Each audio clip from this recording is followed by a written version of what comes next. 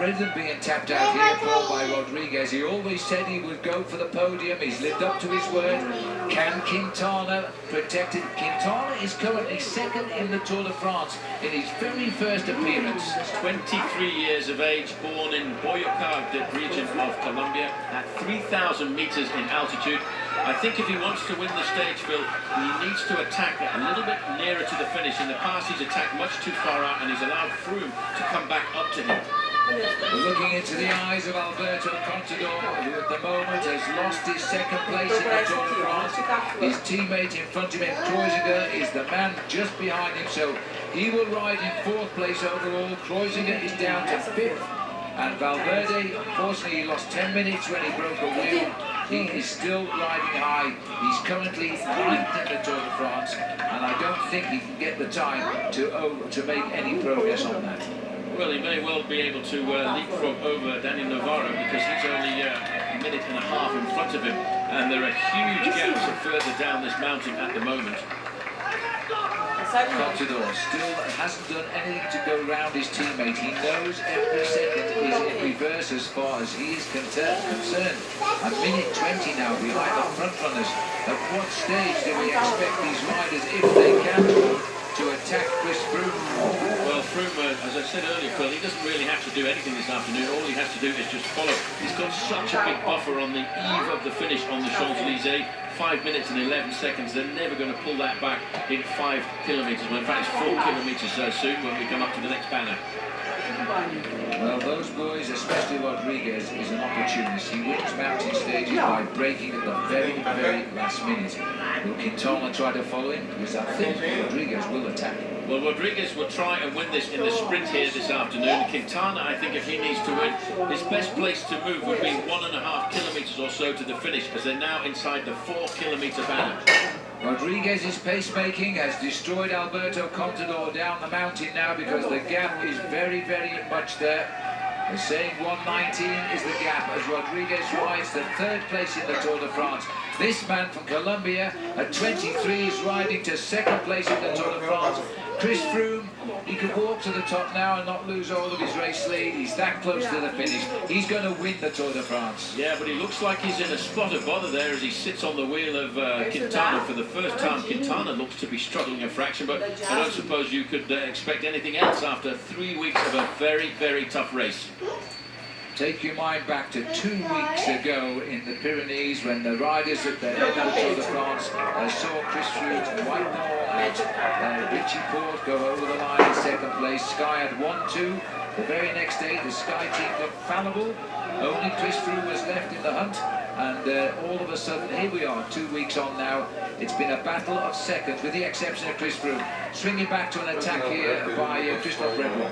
Well, this is much further down the slope, and the gap between the three leaders to Alberto Contador is 1 minute and 20 seconds, while Alejandro Valverde is at 54 seconds.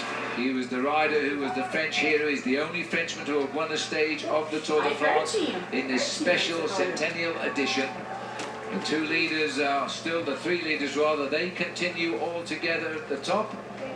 3.4 kilometres to go, and we're getting on to the nasty black section of the climb, the steepest. Well, that's at exactly 2.5 kilometres to go to the finish, and that's the point, Phil, where I think if Quintana wants to make the attack, that would be the point that would suit him better than these other two riders. He's a slightly built rider. He weighs in just over 54 kilos, so he's not a power-to-weight ratio. He's the strongest man on a climb like this, and he will look for the steepest gradient to get himself across the gap. Amazing to see that Kreuziger, who's actually putting his own teammate into a little bit of difficulty there, as it looks like Andrew Talansky, the American, is coming across the gap there behind with the blue helmet. So at the front, Rodriguez, Talansky is joining Contador and Kreuziger, as Richie Porte is still marshalling both of them. But around the back of the corner there, you will see the blue-hatted figure. There he is, Andrew Talansky, the sensational American, who said he's surprised even himself in this year's Tour de France, his first attempt, and he's feeling good at this stage. Well, maybe he can jump Contador and Kreuziger. Yes, it's going to be a long, hard battle. The gap down to Contador now is 1 minute and 32 seconds. Now, the interesting thing about the front end of the race, Phil, whoever goes across the line in first place between Chris Froome and Nairo Quintana could be the winner of the King of the Mountains at the end of the Tour de France, and I'm pretty sure that Chris Froome has calculated that.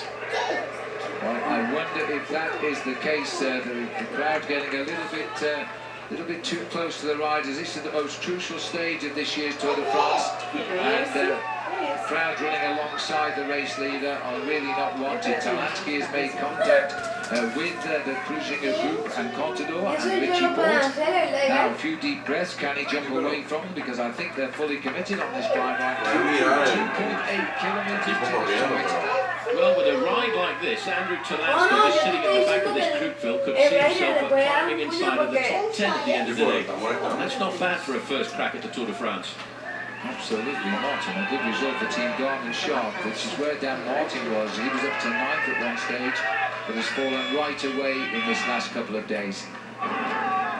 Valverde still ploughs a lone field, by the way, behind the three front runners, and it's still Rodriguez who's doing all of the pacemaking.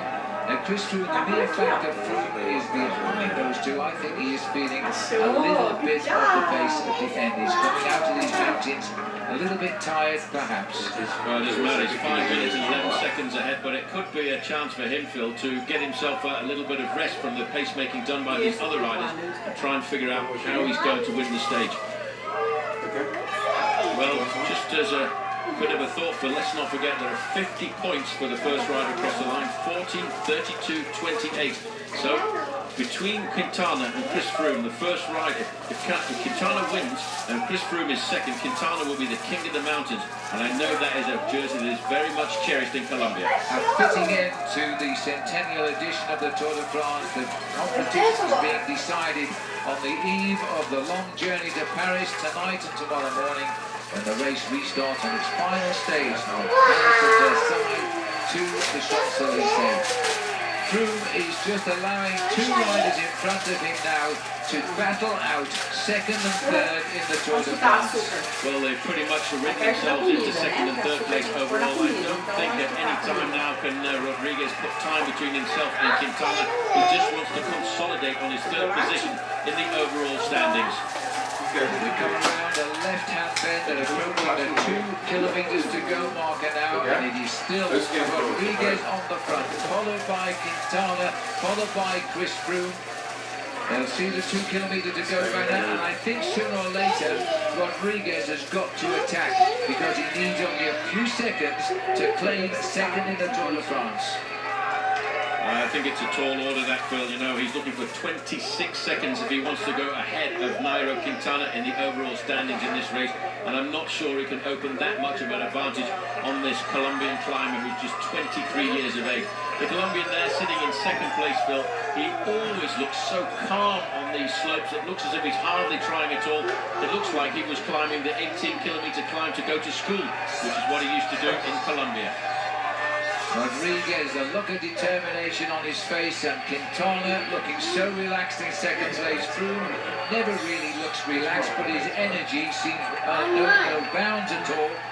They've gone through the 2 kilometre banner. They're now riding up to the ski station here to the top of Semnos, as they still continue to climb. Well, Rodriguez is giving his all here. This is a phenomenal performance by this rider, Phil. He'd always said he wanted to come to the Tour de France. In fact, when his team wasn't in the World Pro Tour schedule, he was thinking about changing teams so much he wanted to come to the Tour de France this year, but his team at one point were possibly not going to be selected. Talansky there, 178, is now sitting on the wheel of Richie Porte. Roman Krutziger's job done for the day. He can do no more. 5th place overall for Krutziger. He's got the advantage to stay above Mollema behind him. But when you look at Joaquim Rodriguez here, Paul, he's never enjoyed the Tour de France, but this year he said he wanted to come. He's only ridden it once before, back in 2010. He finished 8th when he was not really expected to do much more than that. He won the stage. Now he's back, and he's about to finish 3rd. And do you remember who he beat on that stage up to Mons? It was a certain Alberto Contador. He made an inspired jump from the pack. It's a very steep climb up to the aerodrome at Mons, and an absolutely typical Rodriguez win.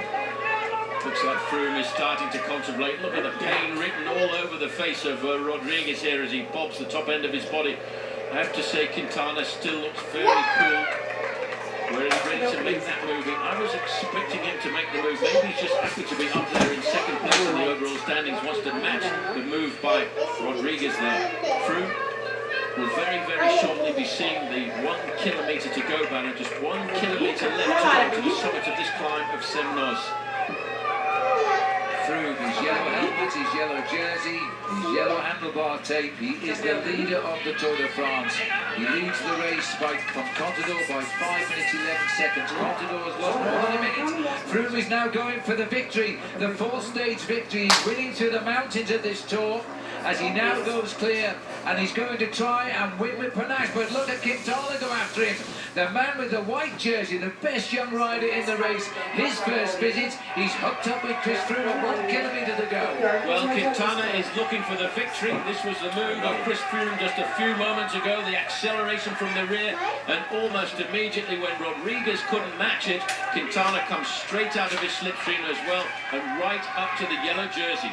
And remember, whichever one of these two win, Quintana is going now. If he wins the stage, he also wins the King of the Mountains. He also wins the best young rider, but he'll finish second in the Tour de France to Chris Froome. Well, we had said, Phil, since the very start, the first time we saw this man in the mountains, that he was a superb climber, and look at the way he's dancing away from everybody else. The first day we saw him riding in the Pyrenees, he misjudged it to the finish. He ran out of stamina. Why shouldn't he at 23 years of age? But now, on the very last climb in the Alps, he is showing us the talent he was born with in the high country of Colombia. He's riding to the victory today. He's riding to the King of the Mountains. He's riding to the best white jersey, and he'll finish second tomorrow in Paris to this man. Well, this man has done a lot, but he makes it so easy. 1:28 to Quintana. He makes it look as if it's just a walk in the park this afternoon. He will see that banner, and that banner is going to indicate to him 500 metres to go.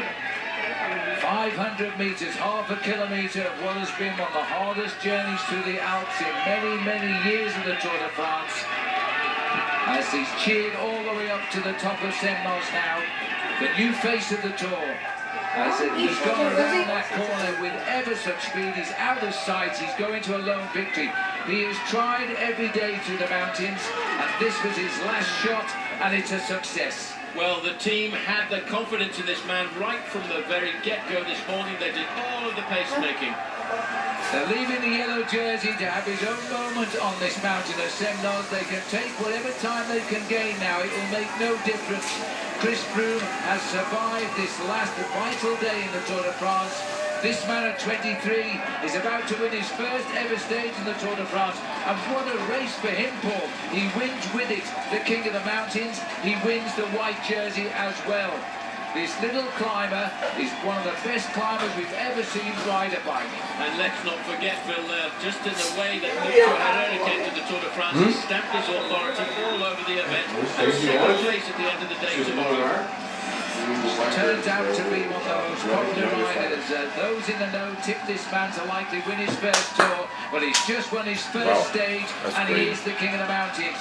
The race for the third place podium finish is going to go to Joaquim Rodriguez here in only his second Tour de France. As he comes up now, the clock is counting. That's good enough for Quintana to finish second. Rodriguez will finish third. And the man who will win the Tour de France, Chris Froome, almost a smile on his face. He's let the other two have their moment, but he's the one who will stand on top of the podium on the Champs-Élysées tomorrow. Just 29 seconds. This man, I think, was very important to try to set up the win for his teammate here this afternoon, because this is Alejandro Valverde. He's in fourth place on the road, and I think he's going to move up a couple of places in the overall standings tonight. Well, this has been a great show. You've got to feel sorry for Valverde. He lost 10 minutes crosswind. He had a broken wheel. The time when Contador took time away from the yellow jersey. A minute and 9 seconds on that great day of racing. This man lost 10 minutes, but he stuck to his guns, and he's come back into this Tour de France. Alejandro Valverde finishes fourth on this crucial stage of the Tour. Well, he wanted to finish on the podium, and if it hadn't been for a bad day on the way down to Santa when he had a bad time with the mechanical problems, he could very well have been quite close to finishing on the podium. The next rider to come up looking for 5th place will be Paul Contador and the American Andrew Talansky. And just look at the gap here as Valverde comes up a minute. 38 seconds has passed by. 1 minute 41 seconds for Valverde, and it looks to me as though Richie Porte has gone forward of the rest of that group, and the man who has ridden alongside Chris Froome, they are the best of mates, they are personal friends because of their ability. Some say one day Richie Porte will get the victory for Australia, but today he's seen his team captain do the job, and he still had the legs, Paul, to cross the line in 5th. Well, he waited, Phil, till he could see that Contador was not going to be a threat to the front end of the bike race anymore, and he took his own freedom and got the last bit of energy out of his legs to cross the line in 5th. Now, Andrew Talansky, this young American from Florida, from Miami, has done the ride of his life in his first tour, and 6th place for him, and he'll climb up into a top 10 finish in the tour. Well, that's a phenomenal performance. This is the young Frenchman that I will talk about for the many years to come as well, Romain Bardet. He is also climbing up the overall standings tonight. This guy's only 21 years of age. These are the new blood, the future of cycling in the Tour de France. Bardet, Blondet, white triumph for France. Now we see the loser of the day, that's Kreuziger down there. Unfortunately, he might finish 5th, but the time gaps are incredible. Christophe Redlon coming in. No, that was Bardet, just that's Bardet, so we switch up the top. Well, Danny Moreno there coming up 105. And there's Christophe Redlon coming up now. What a great week, what a great 3 days he's had in the Alps. The only man from France to win the stage now comes in. I've lost count of how many spins, but he might be in the top 10. Christophe Redlon at the top of seconds. Here comes Bauke Mollema, and with him is Jan Bakelot in that blue and turquoise helmet, and also here is Jakob Fuglsang. All great finishers. That's the man who got the first yellow jersey for Belgium on day 2 of the tour.